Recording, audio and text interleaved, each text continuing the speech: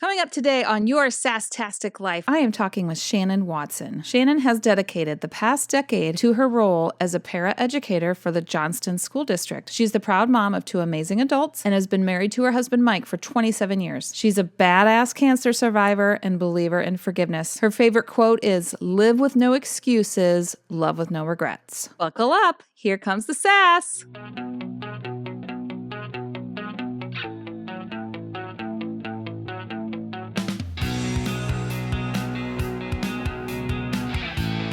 Your Sastastic Life with hosts Trisha Rivas and Wendy Fredrigo.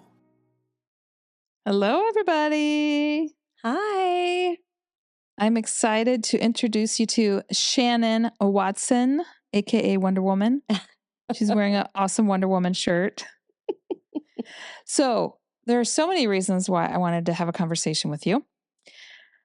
It's Breast Cancer Awareness Month, so we're going to talk about that. We're going to talk about you being a survivor, but we also like to talk about hard shit on our show, and you kind of got kapowed multiple times. Yes, I'm the queen of hard shit. So you're the queen of hard shit. But we want to talk about being on the other side of that. Yes. So we met, I believe it would have been, I started cosmetology school in 94 and you were a few steps ahead of me. Yeah. So we go way back. Yes. That was a long time ago. It was a long time ago. But you look the same. Oh, whatever. So do you. You have not aged at all. Oh, well, good shooting. So tell me, where do you want to start? Let's talk about your mom. Oh, my mom. What do you want to know? She was amazing. She was wonderful. She was a single mom. I grew up with 3 older brothers, and she would work 2, 3, 4 jobs to take care of us and put us through. We went through Catholic school our whole life, and my dad was in the picture, but he was a police officer and kind of busy with his own life and his own wife. And so yeah, she was a hard worker. She taught us about hard work. She played hard. She lived a full life and had a lot of fun. And she loved hard and taught us a lot about forgiveness. So she was amazing. You definitely got that from your mom because you are a very hard worker. Oh, well, thank you. You are. Like, you don't mess around. You're just someone who gets shit done, even when you probably don't want to. I think my brothers are like that too. Like, we're just work. Like, work is so important to us. Like, we're sick, we go to work. Like, my husband, he'll take a day off and I'm like, really? Come on, man, get to work. But so yeah, we're workers. And yeah. So, yeah. So when did you find out that she was sick? I am trying to remember. So it was in the 2000s, and we found out. She emailed us and told us not to call her. And of course, I called her right away because I'm like, okay, what is going on? But she didn't answer. Yeah. And so it was probably maybe 2006, 2007. She wanted to tell us she had COPD, which is basically emphysema from smoking. Yeah. And she had known she had it for a long time. And we all kind of suspected she had a bad cough. And so we all kind of suspected that something was going on there. But it was just getting worse. And she was going to have to go on oxygen. And so she had to tell us. And that was really, I think, devastating for her to tell us because she never wanted us to worry about her. And she wanted us just to be happy in our own lives. And she was the person that was there for us, and so that was really hard for her to tell us. So she just kind of progressively got worse. And it's a horrible, if anybody smokes out there, just stop because it's awful. And it's awful for your family members too, because basically your lungs are like hamburger meat and you're basically suffocating. I mean, you're losing your air. And so that was really, really hard to see her sick like that. And then she passed away right after Christmas 2013. So I saw her the day before Christmas Eve and I did her hair and I gave her a hug and I said, I love you so much, Mom. And she said, I love you too. And a lot of times she would have her eyes shut, really hard time breathing. And then Christmas Eve, she basically went to sleep and really never completely came out of it. Yeah. So yeah. Had she tried over the years to quit? Oh yeah. And she hadn't smoked. I forgot that part. She did quit. I want to say probably late 90s. It was right after I had Cade because I had told her, like, if you're watching Cade, who's my oldest son, you cannot be smoking around him. And Yep. like she quit smoking. So I think that, and she had other, my brothers have kids. She had a lot of grandkids and she didn't really try to smoke around them. But Yeah. I think it was just another, little kick in the butt Yep. to quit doing that. So at the time, she hadn't smoked for a long time. Well, yeah. I mean, they make them so addicting too. So Yeah. it's I mean, hard. yeah, addiction's addiction, no matter what it is. And, you just got to love people for where they're at Yeah. Yep. and hopefully they quit, but you Yeah. can't, people have to do it for themselves. They have Yeah. to be the ones to do it. You can't force them to do You know, it. I often say you can quit smoking cold turkey and quit drinking cold turkey, but you got to eat. And that's my problem. Darn it. I You know, can't just right? cold Me turkey too. quit eating food. So that happened. And then 3 years later, So yeah, that happened. And, my family is awesome. I'm really close with my brothers and their wives and kids, and we're a very close family.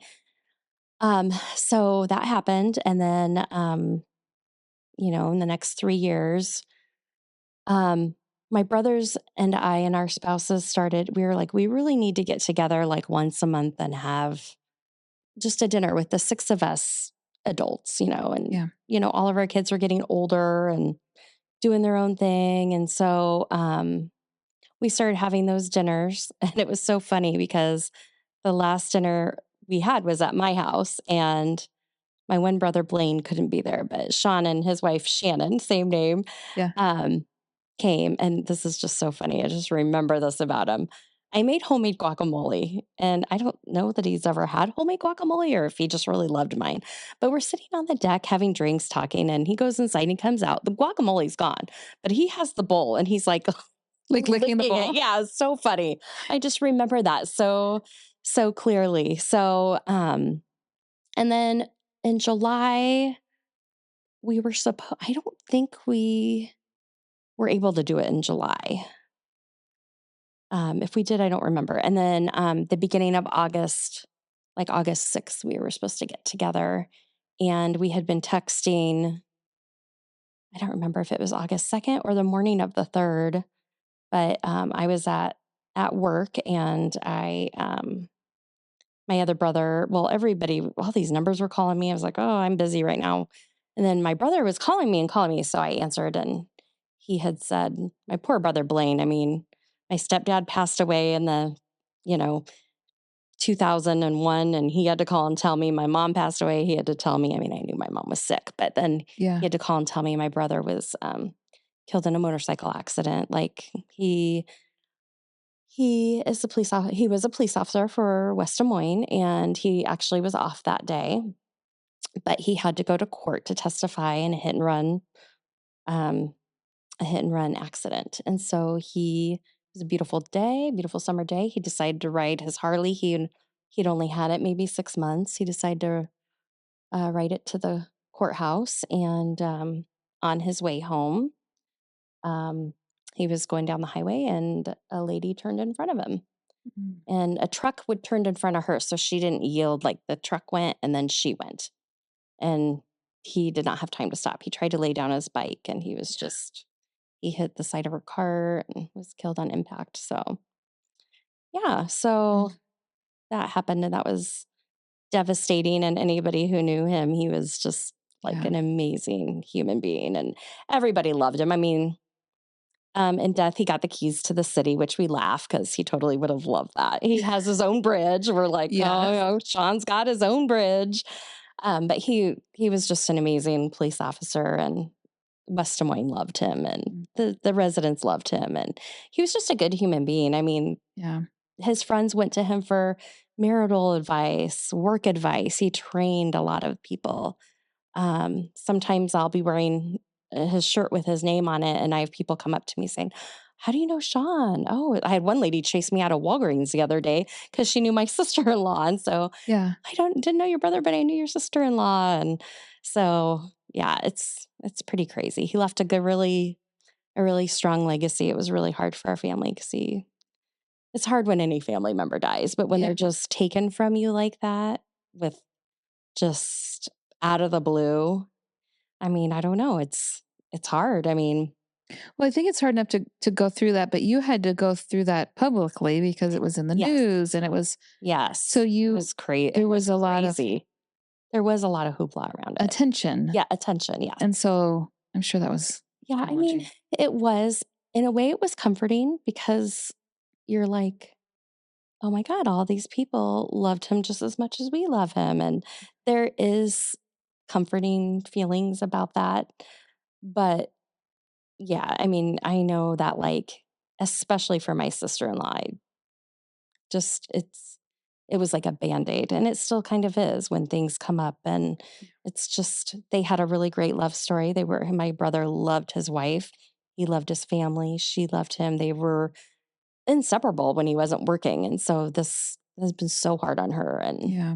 and so, um, yeah, so it's crazy. Well, your family was already close. Do you feel like did that really help bring you closer Um, going through those things so back to back? you know, I think when Sean passed away, it did for a little bit, but then I think we've all kind of drifted a little bit at the same time. I mean, I think Yeah. we're all still really close in there for each other, but I think also I don't really know how to explain it. Maybe we're just all more into our own families now. Yeah. Not that we weren't before, but do you know what I mean? Like it's hard to explain. Like I don't know. Yeah. But yes and no. I mean, I know that like my niece, my nephews, my sister-in-law, my brothers, my one brother lives in Idaho, so I don't get we do see him once a year, but he's not around as much, but we talk a lot and Yeah. stuff. But I mean, the three of us are all still very close, but yeah, it still is it does kind of separate you a little bit. Yeah. Um you know, because life changed. I mean, mom passed away and he was kind of the glue, and so things change a little bit, but Yeah. Well, I think when we lose our parents that some of that glue is gone, oh, for sure. right? Because everybody gets together because of the Mhm. parents, and then when your parents are gone, Well, and I think that was kind of an expectation of me. I think I kind of took on that glue for a long time, yeah. and then of course 3 years, this will bring us to the next stage. 3 years after my brother passed away. So my mom died, 3 years later my brother died, 3 years later I was diagnosed with breast cancer. So when that happened, I think that's probably maybe when I had to kind of back off a little bit and realize like I can't be everything to everyone. Like still learning that, but I just Would you consider yourself to be a people pleaser? yes, very much so. I'm a little less people pleasing than I was going through cancer. I think has helped me with that. And there's nothing wrong with being a people pleaser, but if you're not pleasing yourself, then Right? why? Well, you can kind of start getting resentful, Yes, and then you yes, can't show up the way you want to show up. yeah, yeah. So, did you have any idea? Like, did you find a lump? Like, how did that all start? Okay, so I had been having mammograms for a while. Not not because anybody in my family had 'em, my doctor just had me have mammograms. And I had one that January of 2019 and everything was fine. In October of 2019, and this was like right before COVID, I found a lump on my breast and like, oh, that feels like a cyst. And I asked my husband, and God bless him. He is like, you better call the doctor right away, And Yeah. so I'm like, I think I will. I went and saw my doctor and she's like, yeah, it feels like a cyst. She's like, but let's just send you in for, send you in to, Like a diagnostic. yes, let's go get a MRI, yeah. mammogram right now. And yeah, diagnostic. So Mhm.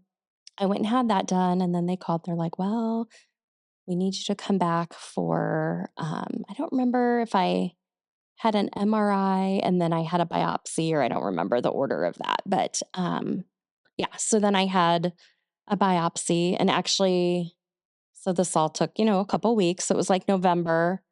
And they called me at work and told me They I called had, you at work? they called me and told me on the phone. But, Oh, I actually was okay with that because, you know, I just tell me, like, I don't want to wait. Just yeah. tell me. So I was actually fine with that. But I did leave work that day What and I was stage did shocked. they say you were at? I was 1A, Okay. um, HER2 positive. So I caught it very early, but it was pretty aggressive because it had just shown up. And Yeah. um, so, yeah, so I had a lumpectomy. I chose to have a lumpectomy because I'm thinking, well, after talking to my surgeon and, they think, lumpectomy, little chemo, radiation, since there's no history in my family, um, you know, I, I can have a mastectomy if I wanted to, but Yeah. there were like 3 different choices. So I could have a lumpectomy, chemo, radiation, or I could try the chemo first to see if it would shrink, and then we could decide, or I could do a mastectomy. Yeah. So I went with the lumpectomy, thinking, nobody in my family has cancer or breast cancer or anything. It's just a fluke. I'm overweight, whatever. And at that time, my cousin on my dad's side, my cousin Kate, she was battling ovarian cancer and had been battling it for about a year and a half.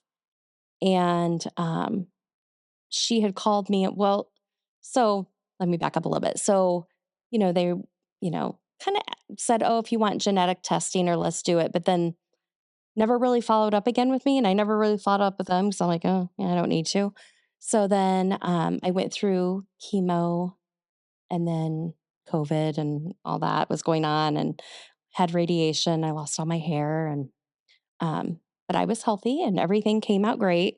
And I was talking to my cousin one day and she had gotten tested, the gene test for the BRCA gene. Okay. And she said, I tested positive and you really need to go get tested. And I'm thinking, our dads are brothers. Like, you just think it's the female side. Like, Right. it's always female, mom, grandma, whatever. And then she's also has 4 siblings. And so two of them, her and then her brother have the gene, and then the other 2 do not. And so Do they test that through blood? they do a blood test and I think like a family history test. And so I ended up getting tested and I tested positive. Um, my brothers, I don't think have gone, or anybody else in my family, but that's their choice. Yeah. But my kids will get tested for it and when they're ready, I mean Yeah. they'll do it when they're ready. So, Yeah. yeah.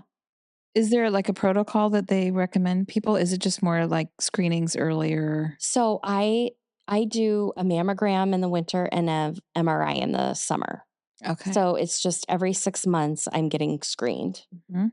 So since, I still have them had I and this would be advice I would give someone right when you find out if you have cancer, get tested. Get tested for the gene. I think had I known, had I got tested right away, and I knew it was in my genes, I would have probably made a different decision. Okay. So that's just me, but Yeah.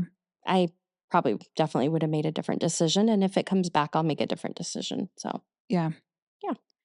So, I mean, walk me through what that's like. Like, you get the phone call and then you wake up the next day. Like, did it almost seem like it wasn't real? Kind of, yeah. Did you ever have days where I couldn't believe it. I could not freaking believe it. yeah.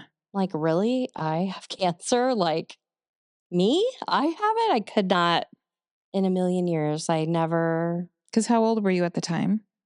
Oh, let's see, 44? I Yeah. was 44 at the time. Yeah. And so it was just insane. Like I was shocked but I will say I had a very good support system, a lot of good friends like you and Jason and um the school I work at, Yeah. everybody was just awesome. My family was amazing. Just even I did hair for a long time. Yes. Old clients reaching out and everybody was really really wonderful, which I think really having that support Yeah. helped me get through it. And the thing is like we're all going to die someday. Mhm. It is what it is. So you can either go through life worrying about everything and not living, or you can just say screw it and Yeah. live your life to the fullest. And Well, I realized I didn't see you every day while you went through this, but I mean, I just was so blown away how positive you were. oh, I know, we all have our moments, but yeah. like, Well, I did. I mean, I probably saved more of those for my husband. The tears, poor guy. yes. But yeah, I don't know. I think it again. It goes back to my mom. Like Yeah. she was a very strong lady, and um, she just I don't know. She just raised me that way. Yeah. Well, is there a part of you that's just like, okay, I have this task. I have to get through this. Did you feel like there was some of that? Like, I don't have time for emotion. I'm just going to like Uh, fight this. Or did you allow yourself I moments? I had moments. Yeah. I had moments. But mostly I think I think working helped.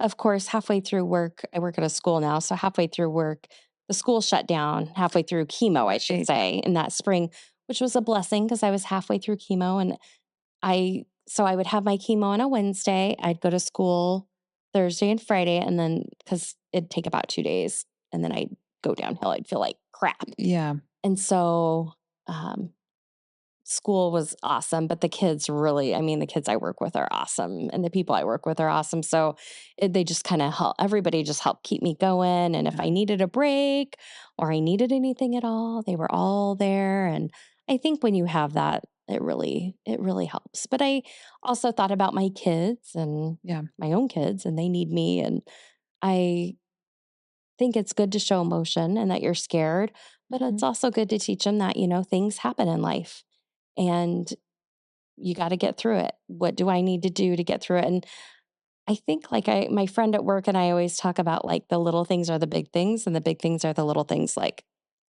I could lose my favorite pen and it would just drive me nuts and I'd be mad all day. Yes. But man, there could be a tornado ripping off the ceiling and I'd be like, it's going to be okay, guys. Yes. It's just, I don't Or know. like going and getting a fresh cup of coffee and it's spilling. It's Oh, like, every cuss word in the book. ah, that's Yeah. so true. That's But so yet, true. yeah. But So how was that having to go through that during COVID? Like, because you probably did you have to go by yourself to? I had to go by myself. Yes, I had to go by Ah, myself. Um, in the beginning, I was able to. Mike came. I think he was able to come a couple times, and yeah, then my friend Missy came with me. I think she could only come once, maybe twice. yeah, But no, then I had to go, which was fine because I fell asleep every time anyway. yeah, But all the nurses were awesome, and I went to Mission Cancer and Blood, and yeah. they were amazing. So um, Was there a part of you? Did that kind of scare you a little bit with COVID and everything, and your immune system being? a little Did bit. that bother you or It scare you at all? didn't really worry. You're like, I'm like, screw you, whatever. I have COVID. cancer. Like, whatever. What are you going to do next? Did But you ever end up getting COVID? I did get it. Yeah, I did get it, but I just lost my sense of smell. That was it. that was the worst. It was so dumb. Like, it was just like, really? So, yeah. It said, "Okay, I'm gonna be nice to this girl. She's got Yeah. enough going on. It's not been 3 years yet. Let's just take away the taste of good food." Yeah. Rude, Oh, yeah. The constipation, honestly, was the worst part of the whole thing. right? You want me to be honest? Like that. Do you get? Is it from the chemo drugs? Hmm. Mm, Hmm.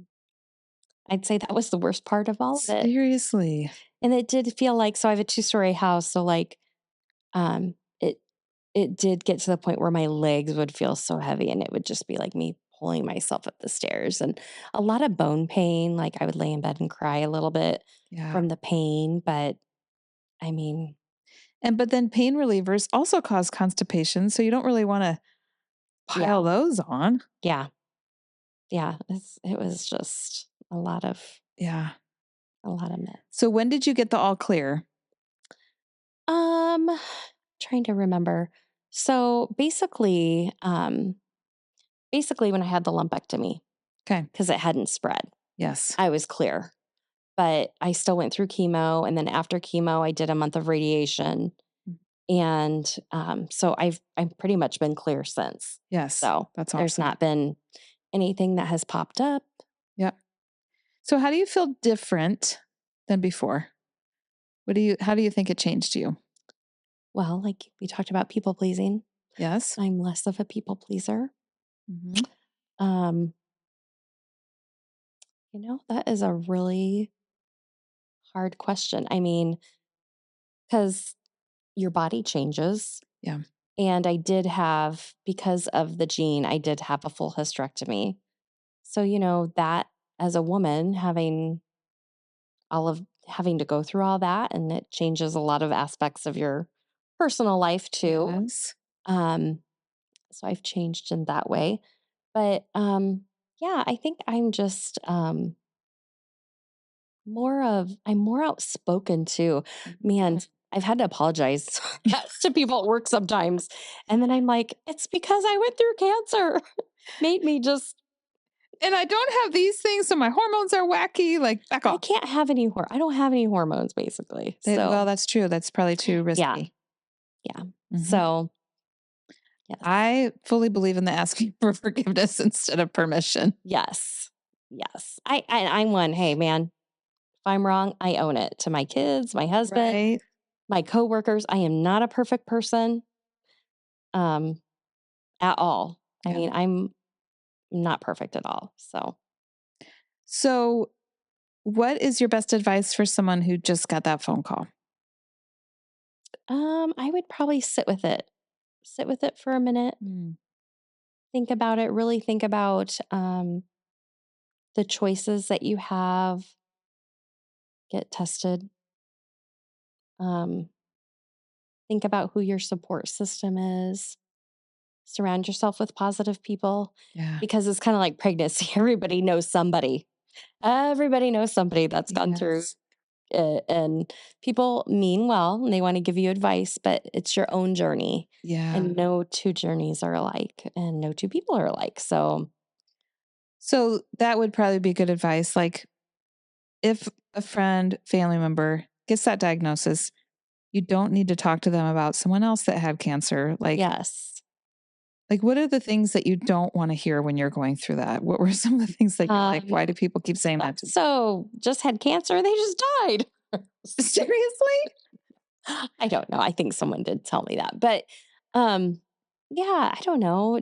Just be positive. Yeah. And what was one? One was like, "Oh, God only gives us what we can handle." Oh, I Don't fucking say hate that. that. Please don't say God did that. not, that is not in the Bible, by the way. Some stupid ass self help book wrote that. Oh, I hate when people say that. Yeah, and I as, a friend just people just checking in and texting me was awesome. Um Oh my god, I got so many flowers, which I loved. I loved them because Yeah. my husband we've been together so long, I don't get flowers from him anymore, but, Yeah. he's probably gonna kill me if I said that. Anyway, We can yeah, take erase that that out. if you want. But just I did have, a mystery person who I know who it is now, thanks, Jill. She sent me postcards every day. I think it was, like, every time I had chemo, I would like come home and I'd have like this positive postcard from Oh, this mystery person. And then at the end, I she told me love who she was. that. It was so sweet. I still have a box full of my bracelets. Like, every time you go in, they have to give you a little tag or whatever. Yeah. Oh, I do have a funny story. Okay. If you want to hear a funny story. Of course I do. So going through the chemo, I had to have couple blood transfusions. And my friend dropped me off, and my husband was supposed to pick me up. when I got done, because it's Yeah. like an all day thing. Yeah. So he was going to pick me up at 3:30 when he got off, and my phone rings at 2:30, and he's like, "Hey babe, it's me." I'm like, "Yeah, what's up?" He's like, "Don't freak out. I'm in an ambulance on the way to the hospital." I'm like, What? "What?" He cut the tip of his finger off at work. So he was coming to the same hospital. He was coming to Mercy, but yeah, he cut So the tip of his did an finger off. ambulance give you guys a ride home? No, my friend had to come back and pick me up. Oh my gosh. And yeah, and so in the process of my lumpectomy, I lost my nipple. Uh-huh. Um, so I'm no nip and he's no tip. Oh my god. How long did it take you to realize Oh, that? that was right away. Like right away? Oh yeah, right away. I'm like, oh. I think he's the one that. Poor guy though. He felt bad. So yeah. So Yeah. my friend took me home, and then by then I was feeling better. So I had to get the car and go back and pick him up. And it's COVID, so Yes. you can't go in. Like there's Oh. no. Yeah, I couldn't go in. I had to like go drive up and pick him up. Poor guy. So speaking of that, having a Yes. sense of humor, Oh God, yeah, so like, important. was that probably 80% of how you got through it? Oh yeah, that's a lot of it. Positive attitude and just laughing at the Right. silly stuff. I mean, like people would say, "Oh, I'm sorry, I want to offend you." I'm like, "Oh my God, no, that's hilarious! Like, offend me, please." Like, Right. it's just, yeah, you gotta laugh. I remember one time you said to me that a lot of people were kind of handling you with kid gloves and you just wanted people to just treat you Mhm, just normal. mhm. So I suppose that's hard. Like, Yeah, I what, mean, you don't want to be babied. I mean, you want to know that people care, yeah, but you don't want them to treat you like, like you're fragile and yeah, yeah. yeah, yeah. So, yeah. So with the genetic testing, one of the reasons why that would be so important to do it right away is it's going to change your decision on whether or not to Yeah. Yeah. have. So I would have had a double mastectomy because Okay. then that would have lessened my chances of it returning. Um, it can always come back as something else though too. So there's never, even if that's another thing. If one good thing to tell people if they get breast cancer, I mean, it's nothing is ever guaranteed. Life is not guaranteed, no matter Yeah. what route you take. But you just got to do the best you can do. Yep. Go with how you feel and what you want to do. Don't let everybody tell you Mm. how to do it. You make your own decisions Yeah. and do what's best for you. And I have a wonderful team of doctors. And my doctor, Dr. Hyatt, he said to me one day when we were talking about the chemo before I had it, and my hair was very long. And he's like, "Yeah, you're going to lose your hair." And I was like, "Oh, okay, And he's like, "But you know what? You're going to be okay. You are going to be okay because you have a positive attitude. You got the fighting spirit. You'll get through." I mean, it's just to hear your doctor say that. And he Yes. didn't know me that well at the time. And that just really Hmm. felt good to hear. And yeah, you just got to be positive and Yeah.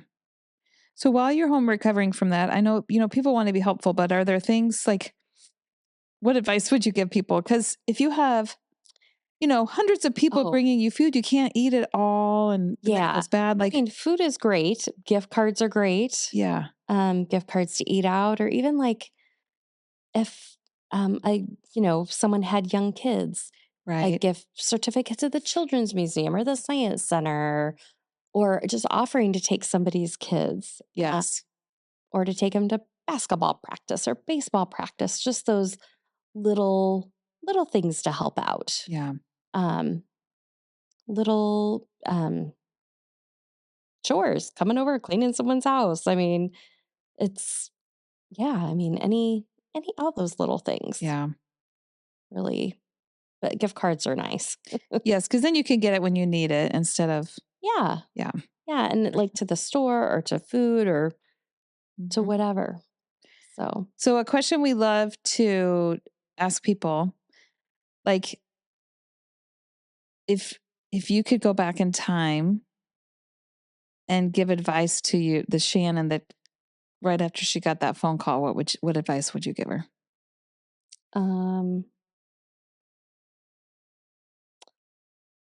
I would say get genetic testing right away. That would be my big advice. But I don't really know that I would do anything different because I feel like it is what it is, and Yeah. I She'd probably handled just it be the excited to see you, Yeah, right? yeah, yeah. What Definitely. advice would you give your 18-year-old self? That's usually the one we love to ask. Oh, um, I don't know. Eat junk food now, and then when you're 30, stop eating junk food. Yeah, eat more I don't junk know. Yeah, food when you have a kick-ass metabolism. yeah. I don't know what I don't. That's a hard question, Wendy. I know it is. It's a really Well, okay, what would you tell your 18-year-old self about people pleasing? oh, please yourself first. Mm. Be kind to people. Be a good person. I always told my kids, like when they were little, and they'd wake up in the morning and say, "What's the most important thing?" And they'd say, "To be a good person." And Mhm. they are really good humans. Yes, And they I are. think that is like one of the most important things. Mhm. So I would tell my, I think I was pretty decent at 18 too. I mean, I made mistakes, but Yeah. just be a good person and be your true authentic self, and don't worry about what everybody else thinks. Go with your heart and do what you want to do, Yeah. and learn to say no. That's a tricky one. Mm-hmm. It Hard. is. It's hard. But I remember I heard one time they're like, when you say say no to something that allows you to say yes to something else. Oh, I like that. So just because we're saying no, that could be I mean, how many times have you said yes to something that you're like, I should have said no? And then you can't do something you want to do because you're stuck doing the thing you said, Oh my gosh, yes. A right? lot. Yeah. Mm. Yeah, for sure. So what are you excited about? What am I excited Mhm. about? We have a family vacation in June with the Watson family, and I love my in laws. They're awesome. And my husband and his brothers and their kids are going. Oh, fun. So I'm just excited to live life, and I'm going to be 50 this year. Yes. So my goal is to do more fun things with my husband, and Are you going to jump out of an airplane? I might after seeing you do it. It looks like fun. Oh, it's I amazing. feel like I would just love it. I might be jumping out of an airplane. Yes. Yes, you should. I'm really thinking about The it. first 2 seconds are the hardest part. Yeah. I think I'd be okay with it. Well, actually, the flight up is hard, just the anticipation. Yeah. And then that first 2 seconds where your stomach just falls out of your body. Hmm. But after that, it's amazing. Oh, Like, it's so oh, quiet and peaceful. it sounds Like, awesome. once you're not free falling and you pull the Mhm. chute and you just feel like a bird and you can see for miles. So crazy. It was so cool. I would totally do it again. Well, I want to do it. Yeah. That sounds awesome. I would I felt good about where we did it. Like, they're very highly Mhm. trained. Some people are like on a random vacation and do it. I don't know about that. Yeah. Like, You wouldn't do it in Costa Rica? probably not. I did zip lining in Costa Rica. Yes. That was We amazing. did zip lining in Mexico. It was fun. It So fun. was hard though. I don't know. Did they have rickety ladders in Mexico? They had these, like, there ain't no going down once you're going up. Yeah. Like, you ain't going back down. Like, the ladder was It's probably worse than scary. the. Yes. It was scary, but it was fun. So Yeah. fun. Oh, well, I have to say, I mean, I'm just always blown away by you because I know that you struggle, but you're just such a positive person. And I don't know that I could have handled it the way you did. I think I would have been a lot more angry or something. I'm sure you had angry moments. I did. I had angry moments. Mm-hmm. I did. But Yeah. um, one more thing that did help me is a cute little puppy that was given to us. Oh, Pilot. yeah. Shout out Pilot. Yes. It's a good distraction, right? It was. And he actually was Avery's dog and then became my dog because he was obsessed with me. Yes. He And was we your are little very close. nurse. He is my little shadow. Yeah. Yes. But yeah, I got angry, but Yeah. Sometimes you need a little anger to just you do. But then you get motivate you. over it. I mean, Yeah. hey, anger is a form of communication. It really is. Right? It is. And let people help you. That would be an advice Yes. I would say to people. That is a big thing. And that is advice someone gave me. If people ask to help you, you let them. Yes. So there's nothing wrong with that. Mm-hmm. Because, there's not. Because you would have done the exact same thing if For the sure. roles reversed. For sure. Yeah. For sure. Okay. Yep. Get the girls checked. Yes. Yes. And if you feel anything suspicious, go see your doctor. Was it hard? Was it soft? It was hard. It was hard. Okay. And it felt like a little marble in there. Okay. And it was kind of right on my nipple, pretty much. I mean, it didn't stick out, but I found it. So that probably would have been easier to notice, I think, than if it had been somewhere else, maybe. I don't know. I mean, just do your breast checks, and Yep. I would never have thought it would be in that area. Like you think under the armpit or on the side, you know. But yep. So check your girls, and yep. Any suspicion, then you go get checked out. It's just, you might as well just check. Yeah. Doesn't hurt anything to check. Yep. Yeah. Well, you are Wonder Woman. Thank you. And very inspiring. Oh, thanks, Wendy. So are you. You're so sweet and kind. Wow. Just love you. I love you too. Thank you for sharing your story. My hope is that people out there that are just in it, that they have hope. Yes. Should always have hope. Yep. Thank you. I'm going to cry now. And I'm not even crying. I know. What the heck?